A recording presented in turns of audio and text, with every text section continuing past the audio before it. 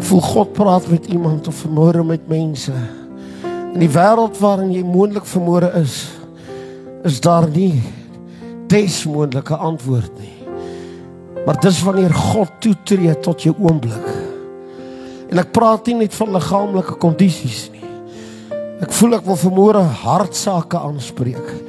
Weet jy dat daar meer 'n geroep uit die hart is na God vir 'n aanraking na die hart, as wat daar 'n geroep is vir net genesing.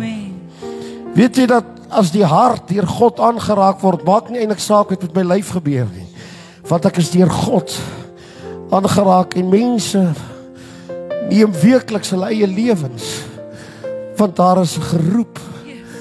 Hy kry nie die antwoord nie. Maar vanmôre is ek en jy gelukkig om onder een koepel, naamlik die naam Jesus Christus te staan. En sonder my kennis, sonder my wysheid, tree hy toe vanmôre in jou wêreld. En hy stap na jou wêreld en hy genees. My suster, hy maak gesond. My broeder, hy antwoord gebede. Tannie Marietjie, hy skud en hy bring 'n skudding. En die omgewing sê, "Wow, God is met hulle." Niks anders nie.